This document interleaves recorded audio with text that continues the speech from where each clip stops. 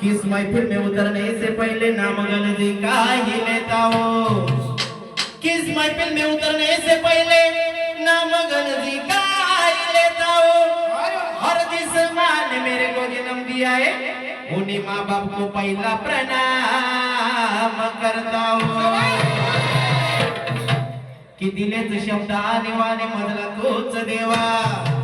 कि दिलेच शब्द आणि वाणी मधला तूच देवा।